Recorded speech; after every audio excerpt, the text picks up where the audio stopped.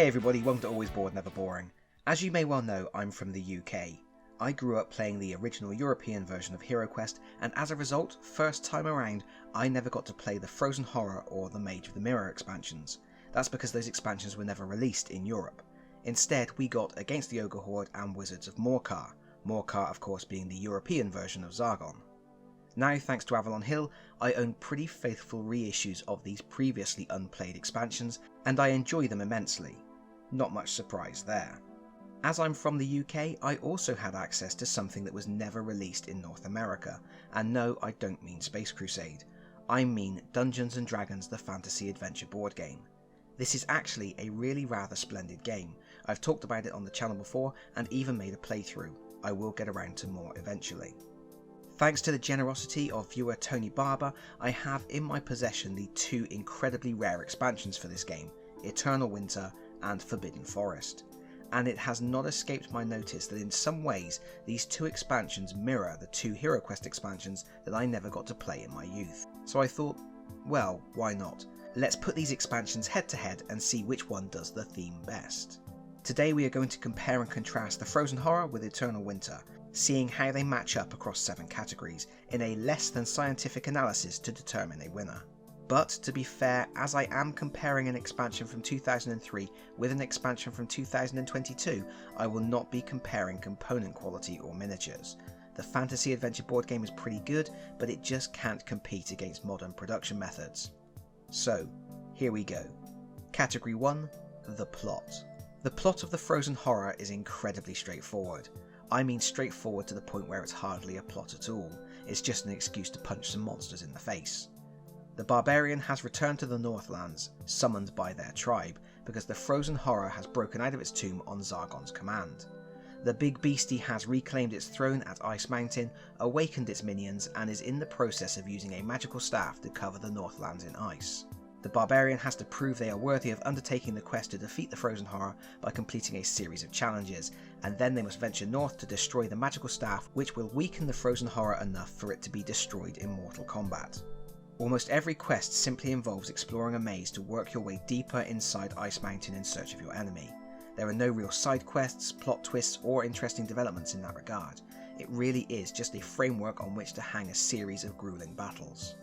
The plot of Eternal Winter is, a fearsome white dragon called Skreathor has cursed the land and is slowly sapping the warmth to cover the land in ice. Wow, where have I heard something like that before? The heroes decide to investigate and they find a badly wounded barbarian. They heal the barbarian, who explains that Skreathor has kidnapped the prince of the lost city of Magaroth. He intends to question the prince to find the city and make it his lair. The barbarian has information that the prince was seen in the village of Aldcor and was on the way there on a rescue mission, but he was ambushed and badly injured. The heroes decide to help the barbarian, sending one of their group to protect the nearby village, while the other 3 go with the barbarian to find the prince and defeat the dragon. From there, the plot develops in a slightly more interesting way than in the Frozen Horror. The heroes explore Aldcor, follow some clues, look for a magical MacGuffin that can help them find Skreathor, and work towards the ultimate goal of locating the prince and killing the dragon. In both cases, the plot is pretty much the same. Big monster freezes the land, heroes have to find something, either a staff or a prince, before facing aforementioned big monster. So it's difficult to decide which expansion gets the point here. I think the story flows better in Eternal Winter. There's more connecting sinew linking your endeavours. You do find out information that sets you off on the next stage, rather than simply moving from maze to maze. Also, the Barbarian in Eternal Winter has a more interesting and organic introduction that feels like an important part of the storyline. Despite the overarching plots being the same, and despite Frozen Horror doing it first, my gut tells me this point goes to Eternal Winter. Category 2, the hero. In the Frozen Horror, the focus is on the Barbarian. The flavour text for the campaign is vague enough that the Barbarian could be the one from the core game, or a brand new Barbarian setting out on a new adventure. Either way, this is still the Barbarian we all know and love, the same thick-skulled, bone-breaking character who barreled through the core campaign. You aren't getting any new rules, skills, or stats to explore. It's the Barbarian. However, the expansion does do 2 things to make a well-loved character feel fresh and interesting. Firstly, it gives you a new female miniature for the character. Personally, I've never really cared if the character I play in a game is male or female, but this is a nice addition to the game, especially for those people who want to have that choice. The other thing the expansion does is put more focus on items and potions that are intended for the barbarian to use.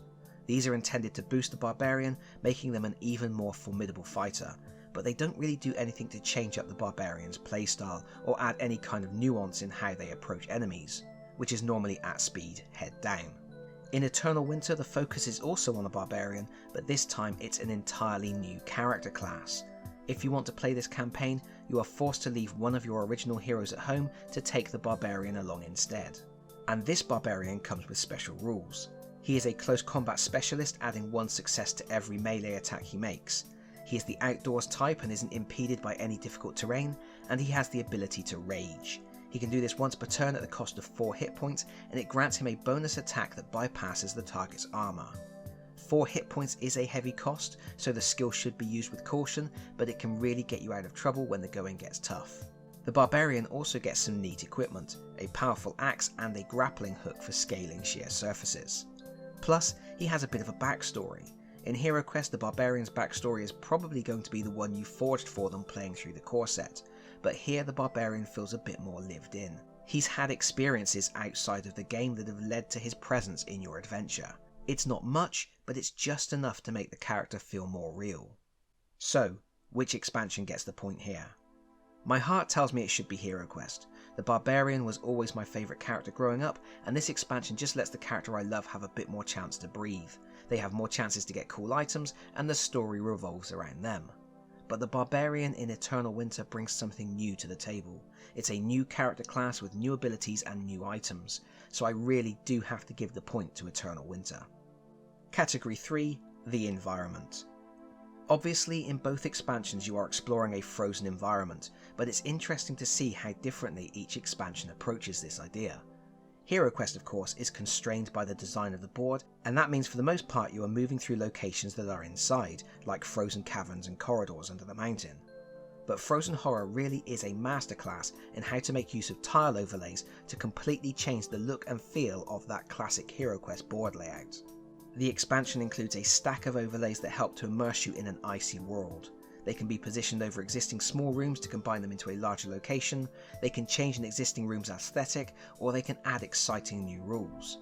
With tiles representing the mountainside, rooms wreathed with fog, throne rooms, gaping chasms, prisons, treasure chambers, frozen caverns, icy underground rivers and ice slides, you never know what to expect, and it does feel like a new environment. In contrast, Eternal Winter gives you 2 new board tiles that are double-sided and depict a vast open wilderness, thick with snow. The snow is classed as difficult terrain and slows every hero except the barbarian, and this really helps to give the impression your heroes are trudging through a desolate frozen wasteland, battling the elements and at the edge of exhaustion. The open spaces give a completely different experience to HeroQuest. When you confront monsters, you aren't in narrow tunnels using furniture and doorways to your advantage. You are completely exposed. It's more like an arena battle, with the threat of enemy attacks coming from all directions. Ranged weapons become more effective, while your meat shields will find it difficult to keep the rest of the party safe. Additionally, these outside locations put the heroes at additional risk from roaming monsters. In many scenarios, if at least one hero is outside, the Dungeon Master has the opportunity to spawn wandering monsters. This helps to make these environments feel wild and unruly. Eternal Winter also introduces a 3D element in the form of a tower. It's possible to scale the tower or fly to the top of it if you have the ability, and it lends an extra dimension to combat, quite literally, as everyone knows the ways of the Jedi and can claim a combat bonus for controlling the high ground. One of the things I really like about the tower is sometimes there will be a staircase on top of it, and when you use the staircase you move to another board representing the inside of the tower. That's a really clever use of the environment and the tile set. Overall, I think Eternal Winter does a better job of making it feel like you are in a completely different environment rather than retreading old ground. However, apart from rules for snow and elevation, it doesn't add a lot of rules or encounters that feel like they are fully taking advantage of that setting. Conversely, the way in which Frozen Horror transforms the existing board is incredibly clever, and the overlays add so many special rules and unique encounters. It refreshes that sense of exploration, which was such an important part of the core game, and the freezing caverns feel suitably deadly. I have to give this point to HeroQuest. Category 4, the enemies. As with every HeroQuest expansion up to and including Mage of the Mirror, Frozen Horror makes use of a lot of the enemies from the core game. you will bump into the tried and tested foes such as goblins, orcs, skeletons and zombies. But there are new enemies too, and they're all suitably thematic with interesting, if sometimes overpowered, abilities. There are the ice gremlins, which can steal your items, the yetis that can trap you in a deadly hug, and the polar war bears that get to attack twice and can turn even the strongest hero into mincemeat. I really like the choices here. The monsters look cool, have thematic abilities, and are suitably threatening. Eternal Winter also makes use of some enemy types from the core game, but the expansion does something that HeroQuest really should have done. It uses the miniatures to represent brand new enemy types that have revised stats. The goblins, gnolls and ogres all get revised additions with the keyword winter, and they are all much stronger than their core game versions. Additionally, there are 4 new enemy types, which all have special abilities to make them feel a bit more, well, special. There are winter wolves that have a ranged ice breath attack, frost salamanders that emanate an aura of cold, a type of area of effect weapons centered on their space, and goblin marauders that fly around on giant eagles. There are also winter dragons, which are huge beasts that use the same miniature you will eventually use for the final boss. White dragons take up 4 spaces on the board and have the ability to fly and breathe a deadly ice blast that ignores armor. For the variety of new enemies with new abilities, and for reusing existing enemies to increase the variety without adding miniature bloat, I have to give the point to Eternal Winter here. Category 5, the boss. Both of these expansions involve hunting down a gargantuan boss creature. In HeroQuest you are tracking the titular frozen horror, and this is a wonderful villain. The miniature is one of the best in the current HeroQuest lineup and looks suitably threatening. The frozen horror takes up 4 spaces on the board, but is able to squeeze into corridors to follow heroes who might think they can hide. He is good in a scrap, but he is also an expert spellcaster. He gets 6 ice-themed spells that are unique to this expansion, plus can select another 6 spells for a total of 12. Giving Zargon the opportunity to select some of the spells is a nice feature because it allows Zargon to customize the frozen horror to their particular playstyle. I really like the concept of the frozen horror. It's a big demonic yeti creature. It looks like an abomination that stalks the lonely mountains, but then it has the intellect to deftly use magic as well. For Eternal Winter, the big boss is Skreathor the Ice Dragon. Dragons are really cool, I love dragons, but Skreathor suffers from familiarity. By the time you face him, you have already battled several white dragons, and Skreathor is just a tougher version of those. He has the same flying ability and the same breath ability, he just gets better stats. This makes the final confrontation less exciting than it could be. Also, a dragon is a bit of an obvious choice for a final boss. HeroQuest gets the point in this category, hands down. Category 6, the campaign. We've already discussed the plot of the campaigns, but this category is focusing on what the campaigns entail and how they integrate into the larger narrative of the game. The Frozen Horror offers quite a lot in terms of gameplay. You get a 3-quest solo campaign intended for a lone barbarian. You can use these missions as fun little games to play when you can't get your whole gaming group together, or you can use them to buff a brand new barbarian character with some decent new equipment. You then get the main quest comprising 5 regular missions, and then a huge double part mission that spans 2 game boards. In effect, it's 10 quests in total, and this campaign is brutally hard. Enemies are tough, missions are long. There is stacks of gameplay in here that will really challenge established players. This isn't really a quest intended for new heroes. You will need good equipment to tackle what lies ahead, and it's nice that you can use the 3 solo missions to help you prepare the barbarian accordingly. Of course, when the campaign is over, you can continue using your barbarian hero, treasure cards and artifacts in future games, and creative Zargon players have a new toolbox of bits and pieces for making their own missions. The Eternal Winter campaign is challenging, but not on the same level as Frozen Horror. It's also shorter. There are only 6 missions in total. They hinge together a little more coherently with a stronger narrative, but the overall campaign is shorter, and also the individual quests are shorter. In each mission you are exploring 3 to 5 tiles, many of which are large open spaces, and quests don't tend to overstay their welcome. It's worth noting the Dungeons & Dragons Fantasy Adventure board game does have a basic levelling up system. When you start the core set, the adventures are level 1, but the final missions in that campaign are level 3. The interesting thing about the levelling system is that you don't need to play through all the missions to earn those levels. While the intention is to play all the missions in sequence, you can, if you so wish, pick any quest to play at any time. The level of the mission you select determines your starting equipment, your hero's maximum hit points, and the difficulty of the challenge ahead.